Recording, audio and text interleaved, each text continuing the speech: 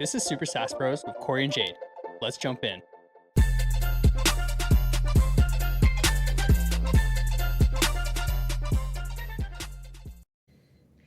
Yeah, so I feel like with this whole AI boom, and I think this is kind of like with everything when new technology comes out, people start to create problems when there's a new solution that has been brought forth to the market.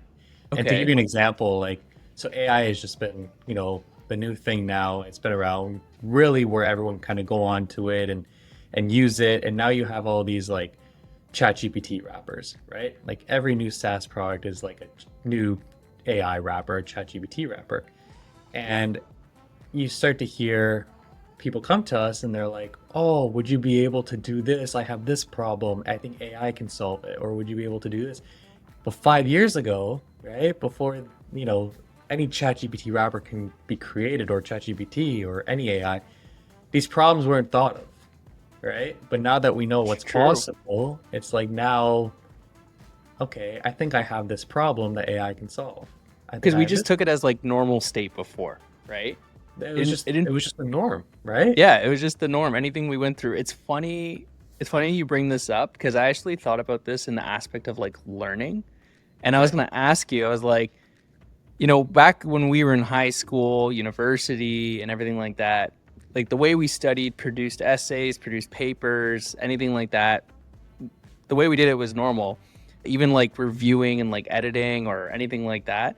And we Yeah. just like we knew it took that amount of time, like you had to put the time What in it to do was. it, but now you don't. And so a lot of students are just like, well, how can I just make this go faster? But back then we weren't really asking these questions. Maybe we were, but we were like, well, there's no way to do it, so why even ask, right? So Right. it's basically this, right?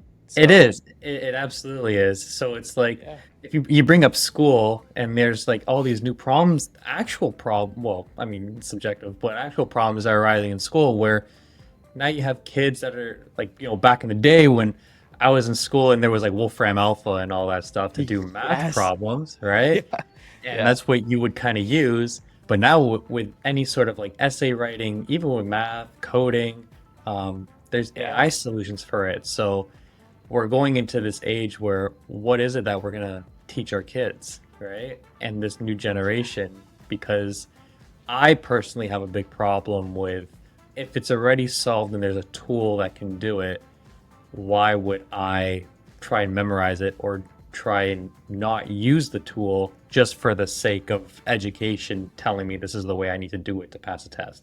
I have a Yep. big problem with that. Yep. So the real problem, I don't think is going to be, hey, the kids are cheating. I actually think the problem's on the other side of, hey, this is what you're teaching the kids. And the kids don't need to learn how to do this because they can go on and use this tool to do it, right? Right. And it's just a new way of thinking, and that's an actual problem I believe needs to be solved. And it's just a way of thinking, in my Yeah, opinion. it's learning replacement, right? Like things Totally. that we've learned in the past. Like we don't learn the things that, kids learned 100 years ago in school.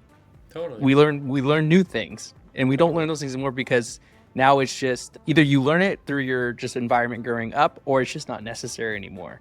And I think Oh, that's where we're at a point. But you also have teachers that are now in that crossover where they grew up learning a certain way and teaching a certain way, and now they're trying to teach a different way. But a lot of them are holding the fence. They're holding like the line, right? About yeah. like, nope, we're gonna teach the way that we learned. Right. And then it's also like, they're kind of just, being a teacher of society. Like this is what they're Right. told to do, right? Like they have a curriculum that Absolutely. they need to follow, so they need to do it. So now the problem becomes even higher. So like how does the curriculum change? Yeah. And is there opportunity for these students to learn a new way of thinking to help leverage the tools in their day-to-day work, right? Yeah. Because Yeah. I also think that there's opportunity for kids to actually start working with the tools that are created at an earlier age because not Yeah. everything needs to be like super, white collar job or blue collar jobs, retail jobs. There's a lot of opportunity for digital marketing if they want to kind of get into that at an earlier age, Yep. or content writing or kind of whatever it is. So that I think is going to be an interesting shift too, right?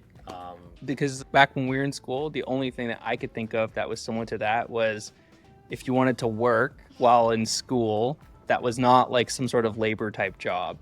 Yeah. It was trading, like stock market trading was like a huge one. Yeah. Like I did it when I was doing my MBA. That was like, that's basically what my job was. But now I'm also see all these videos on like Reels and TikTok of like people running businesses in, in the middle of lectures. But even like hearing some like inspirational videos of like, 12, 13-year-old kids like, hey, how do I run a business now? And I'm like, man, I wasn't asking those questions at that age. Yeah. So yeah, I Yeah. think you're right. I think kids can absolutely start doing it earlier. There's Why do nothing I don't think there's anything wrong with that. Yeah, why do you think there's been such a paradigm shift in the younger generation in terms of starting a business, entrepreneurship? I think well, one, I think social media itself has like self-propelled it because Totally. they see all the success, Totally. right? Like we were on the beginning part of social media, right? And so Totally. in terms of information sharing, like we saw it, but it wasn't as like in your face as it is today, right? Totally. So I think that since they're being like berated with like this is what success looks like, or you can have success like every single day, Totally. they are feeling empowered or pressured potentially Yeah. to do that. They're like, Yeah. well, if I start now, then in like 10 years when I'm 21 years old, I'll be so much further ahead, right? Yeah. So it's just interesting too. Like I'm actually amazed with like kids who can put themselves in that level of maturity because there's still the same level of distractions that were there when we were younger, like If not more. like video games, if not more, video games and all this stuff, right? Like when I was 12, 13 years old, man, I was just playing video games, playing sports, right? But all those things still exist. But then there's these kids finding the motivation to want to start a business or, like I said, pressure to start a business. So I think that's why it's just the level of information that's just delivered to them on a daily basis. Yeah, I completely agree. Yeah, and I think the schools are, well, at least this is the hope that they're really going to start seeing this. And if they continue to teach in the same way, teach the same things in the same way, there's going to be a lot of pushback. And I definitely see a world where, and I think private schools are actually the ones that are in trouble versus the public schools, because we're now getting to the age where we're able to create like AI specialists, right? Mm-hmm. So if I am a parent and I want to put my kid in private school, for instance, the really one of the biggest benefits of putting my kid in private school or school in general is like the social aspect, right? Because if I'm capable of hiring a specialist that is good in I don't know, law or computer science or whatever it is, business, then I can go out and kind of hire that person, right? And private schools, they kind of do a great job at this in terms of like really narrowing in on specialized education. But what happens when AI specialists come out, right? What happens when you have an AI that's able to do exactly what these teachers are doing, right? In a way where, I don't know what's going on with my camera, in a way where these students don't need a human. They have their own specialized teachers, right? Right. For free. Yeah. So why wouldn't you just hire that? Yeah, I guess so. And I don't know. I don't know why you would offer something for an actual teacher, like a human teacher, versus just like, having a specialist that can support you and teach you everything you need to know. It's hard for me to put myself in those shoes now, because like I was gonna ask you, like if you were to go back into university right now, like how would you best leverage like all the tools that are available to you now? Like do you feel like you'd be dumber for it? Dumber? Yeah. No, I don't. I think I'd be a lot more efficient, actually. I think there's like, this is exactly what I mean. Like, it's the way of teaching. So what exactly are you learning? Because we can all, like, if you and I will go back to university today, we did the exact same thing with no studying. Would we pass? Without any studying, do you think we'd any pass? studying? Yeah, without any studying. Do we That's the think whole we'd point, right? We went to school, we studied, we learned, we did the test. Now we take what we learned and we go out and do it, right? Yeah. If we went back to school without any studying, would we pass? Hmm. I I don't honestly, know. What do you think? I think, I think some courses absolutely. I think some math and computer science courses absolutely. Yeah. I think the higher up years, when you start to take more creative electives in terms of like more niche down math courses or coding courses, like Yeah. if you were to throw me into an operating systems course today, I would fail it like left, right, and center. If Sure. you were to Yeah. take me into like a math topology course, I would fail it. But I think I'm very confident I can probably do calculus. I'm very confident I can do any general coding course Right. without studying. Hmm. Yeah, but I don't think that I would graduate. No, I don't think so. Okay, good. I was almost just waiting for you to say it because I was like, I don't think I would Yeah, if I didn't I study. I definitely don't think I would graduate. So I think now the question becomes, how do we enforce schools to set us up in a way where when you complete school 10, 15, 20 years later, that critical thinking that you learned that is hopefully unforgettable if you were to go back using the same tools, right? So you Hmm. went, you did your 4 years of university, you were given all these tools. You can use any chat GPT, any calculator, any whatever, right? Yeah. Yeah. You go back, you still have those same tools, but you have this elevated way of thinking that you were taught that you can then just go and cruise through the curriculum again. Hmm. That's what should be taught. Yeah. Absolutely. I absolutely agree. I even struggled with it when I was like in school itself too. You talked about it before, like the memorization of stuff, of information. Dude, I Yep. used to hate it. I don't know about you. I did the bare minimum memorization to Oh, for like sure. pass something Yeah. and then move on. The courses I enjoyed the most were the ones where I wasn't getting tested on a piece of paper on a computer with multiple choice. It was like the research ones, the Oh, application ones, right? yeah. So because now too, one thing that frustrates me a lot is like you're seeing now, like, so back in our day, they used to do plagiarism checks, right? Hmm. But now they're doing AI checks if AI Yeah. was used to support. But I'm like, why are we building all these tools to prevent people from using these tools that can help them do more? Like potentially, like even if instead of doing 3 research papers in a term, maybe you can do 10, right? Yeah. And I don't know.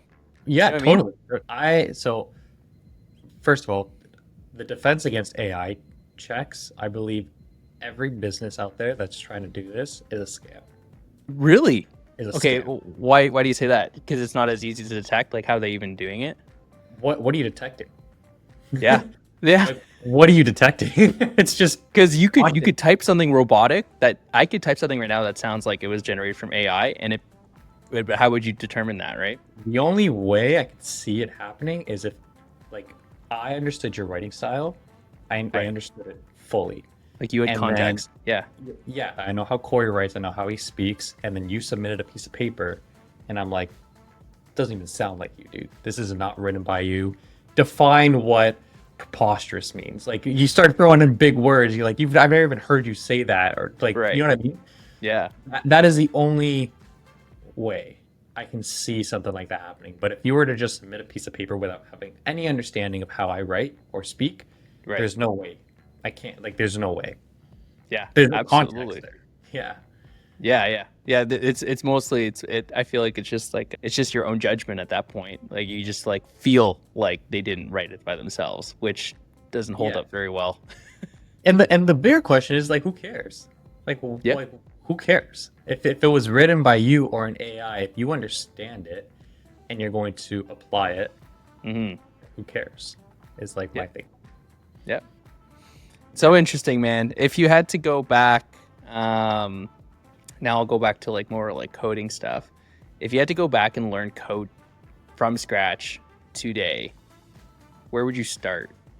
Would you start with the foundation still, or would you start somewhere a little bit quicker if you had every tool like that we have available to us today? I would start at the foundation. I would. Okay. Because the foundation is the reason why a developer and a non-developer truly can build. and debug. Hmm. And yeah, that's what I would say. I think there's a lot of tutorials online on YouTube. There's a lot of courses, and they dive right into just frameworks, right? On like Right. how to build using this framework. Right. Um, and then underneath the framework, right? Like they don't really cover that. And that is actually a big pet peeve of mine because there's a lot that people don't know that does actually a lot of the work for you if you Right. just understood the foundation as opposed to just wrapping and then wrapping that and then wrapping that and then calling it a framework and then you just kind of learn the outer part and Yeah. then kind of building with that and it's like okay so you might be able to get the job done you might be able to build a product with just that and then when something breaks you might be able to just copy paste it into like cloud or ChatGPT to fix it Yeah. but then yeah I mean you can probably get very far it might take you a lot longer but you can probably get very far and then kind of doing that over and over again you're probably Hmm. learning a lot by doing that from that trial and error but I would still understand the foundations for It's sure. interesting. So the parallel I was trying to draw was we were talking before about like, things that you don't need to learn anymore because they're not relevant. Hmm. If in this case, if someone can learn all the frameworks, do a bunch of trial error, whether they're putting it in like ChatGPT, Cloud, Cursor, whatever it might be, and figuring it out and getting pretty far, could you argue that they don't need to learn the foundations Okay, because, you know? yeah. Yeah. So frameworks sometimes aren't translatable, right? So to give you an example, there are things in like the React library, which is a very, very popular library that is specific to React, right? There are Okay. things called like React hooks, which are essentially just like lifecycle methods of the framework that are specific to React. Okay. So I know how to code in React, which is really JavaScript, but it's a library built in JavaScript. Gotcha. Great. So now I go out and I get a job and I'm a software engineer and I am essentially a React developer. Yeah. And then for whatever reason, something happens, I lose my job and I find another job and now I can only do React development. But if I want to do Angular development or backend development or vanilla JavaScript for whatever reason, but I only know how to use like these hooks and this framework, Hmm. it's it's not going to be impossible. I mean, you can go out, you probably pick it up quicker than not being exposed to React at all. But Right. yeah, I still think if you just understood the foundation, you would understand how it's translatable. Like this is what this is doing, and it's translatable to this. It's very important to understand that stuff for Okay. sure. Okay. You've convinced me. I see the merit in that. So that's Yeah, cool. It's probably faster to learn now the foundations than it ever was before too. So there's like the pain of having to go through maybe the hours it took you to learn. If you were to do it all again today, you could probably do it in a fraction of the time. probably. Right? Yeah, Yeah. probably. Safe assumption. Yeah, I would say so too. When are you gonna start learning? Dude, I've gone through this like these ebbs and flows of wanting to learn for a long time, and mostly because I've been surrounded by people in my life that know it. Like it. My older brother Taylor, he knows it. Even like my dad to some degree knows it as well too. And so there's always been people around me that know it. Truthfully, I just find it boring.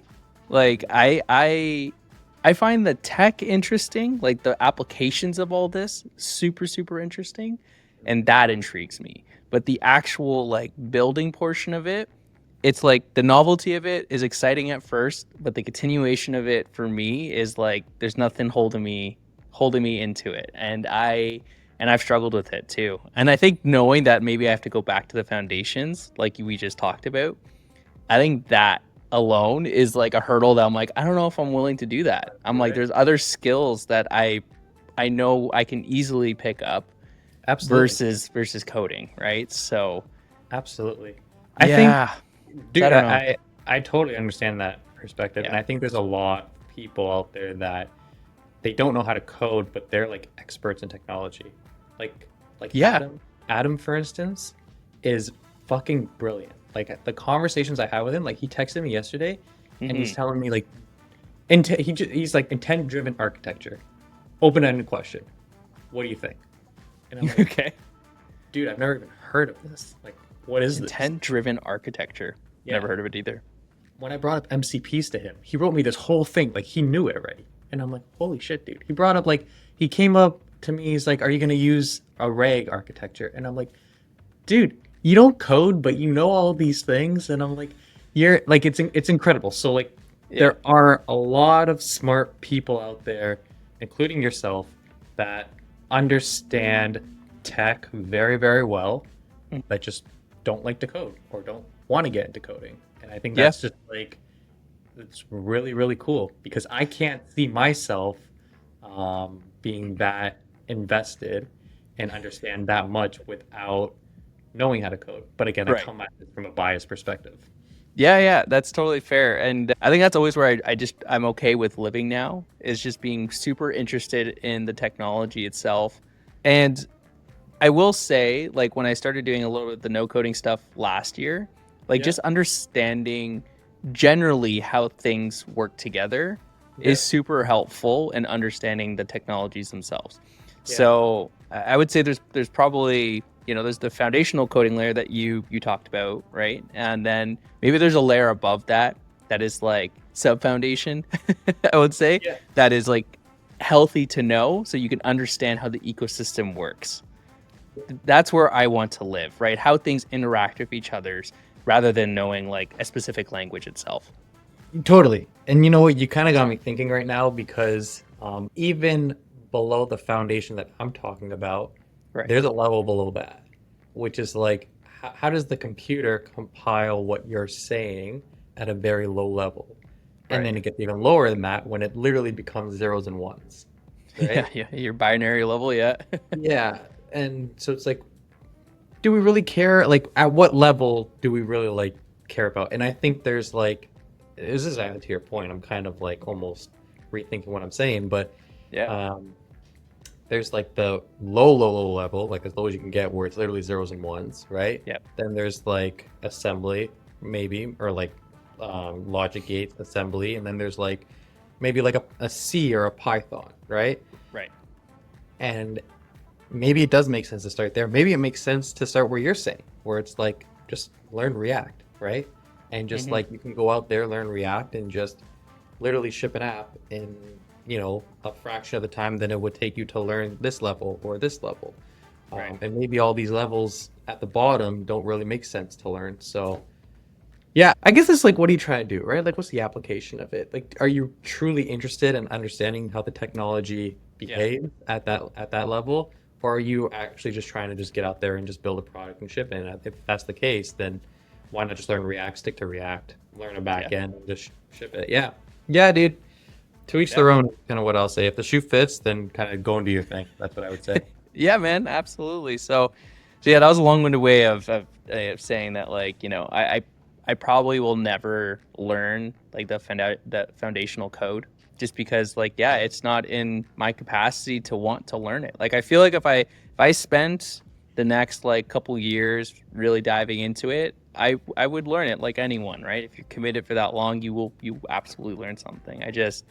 I'd rather put my skills toward just, understanding the technology at a little bit of a higher level, focusing on like my sales and marketing skills, so focusing on like my leadership skills, like those skills that like I personally just really enjoy. Yeah. Those things light me up. So I'm Yeah. like, oh, that's where I want to keep it. So, but it's so funny because I have signed up for like several courses in the past that I still have saved on my computer to learn like how to code. Like, I remember signing up for like a Java course. I even signed up and looked like how to understand React frameworks a bit more. But like, I've signed up for several ones. I've done the first little bit, and I was just like hitting my head on the table. I was like, oh my god! Like, I was like, I can't do this. Nope. This is brutal. Yeah. Yeah. Totally. Yeah. So maybe for you, it's like the area of like system design. Like, how does everything kind of communicate and talk to each other at that level, right? That absolutely. Yeah. Yeah. So that's kind of where I will continue to live. And who knows, maybe in my old age when I'm really bored, I will dive into it at that point. When everything is obsolete at that point. Yeah, You correct. really don't need to. Correct. I'll become a technology historian. It'll be great. Let me ask. This is like a question I was asked. I don't know who asked me or where I heard it, but you wake up tomorrow, you're 80 years old. What are you doing? I wake up tomorrow, I'm 80 years old. What am I doing? I think when I'm 80, I don't think I'm working anymore, to be honest with you. Like, I constantly preach, build a life you don't need to retire from. But I think for me, that's up until a certain age. And probably around the 70 to 80 years is probably where that lives. But truthfully, though, I want to be like a jacked 80-year-old, even though I'm not working, but I'm enjoying life. Like, I think Nick sent like a video in our like group chat, and it's just like this jacked, like absolutely ripped, like old man. And I was like, yeah, that's kind of what I want to be. Like, I don't want to be like an 80-year-old that like, can't go do a squat or can't go for a run or anything like that. But I think honestly, man, I'm just chilling. Like, I think at that point I'll be a grandparent. I'll have some grandkids. I'll have my own couple kids. Me and Rochelle will just be hanging out.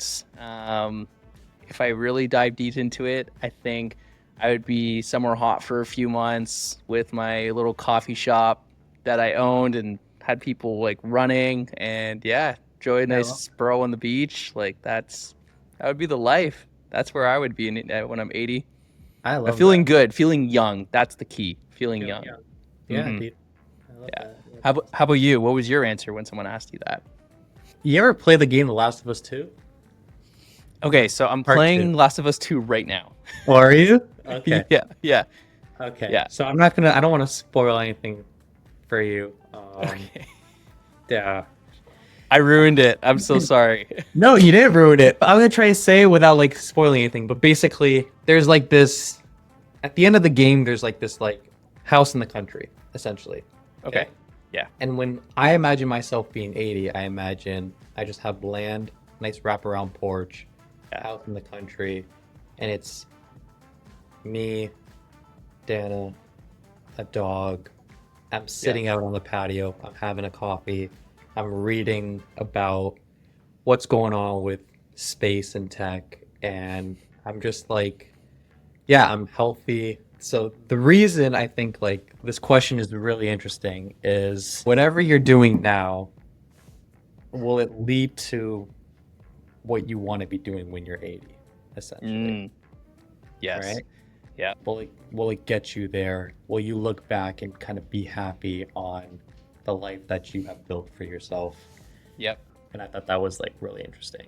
I came back to like, I think I would still be reading about like tech, space. Like I'm really interested in that stuff. Yeah. But I would just, yeah, be healthy, be able to like, work on the house if I need to, and just like spend time with my family and enjoy life. Love it, dude. I picture your life at 80 on that big piece of land now. Yeah. That, in the back, like you're just like reading about space, but then you're like, you know what? Yeah, I'm just gonna go for a quick trip. You open up your silo, it opens up, and your rocket's ready to go, and you just send yourself up into space for a few hours. There you go. Yeah, honey, I'll be right back. Yeah. Go for a little road trip or space trip. Yeah, go for a little space trip. Yeah. You need anything? Yeah, I'll pick up some milk on the way. Yeah, from the International Space Station, no problem. Right. Yeah. That's right. Yeah. Oh my Yeah, god. that's how I picture it, man. But then, man, speaking of this like age thing now too, I want to live past 120 is my goal. Okay. So yeah, that's like part of my goal. Like, I know a lot of people that are really into longevity, right? Okay. And like trying to increase longevity that humans live. I haven't dived deep into it a lot, but my goal is just like one, just stay healthy, stay fit, feel young for as long as possible. But I would love to like break 100, not really look 100, and just at least live to 120. That's my goal. Yeah. Cool. I want where I am right now to be the quarter point of my life. Yeah. Rather than the halfway point, or something like that. So 1000%. And dude, you're doing it. Like, you're eating healthy. I know you're training every day. You're doing marathons and stuff. So yeah, just doing the things to keep it healthy, and if AI finds cures for any crazy diseases and any of those come up, then we're good to go. But yeah, dude, it was a great conversation, man. this was cool, guys. If you guys like more conversations like these, kind of, I guess, a little bit more personal, techie, let us know. Leave us a comment, a review, or on Apple Podcasts, Spotify. We look at them, we read them, and we make this for you guys so that we can constantly keep you guys up to date on what's going on in the space, what we're doing, and what's going on in our lives. So until next time, we're Super SaaS Bros. Peace out. Later. Thank you for listening to another episode of Super SaaS Bros with Cory and Jayde. We'll see you next time.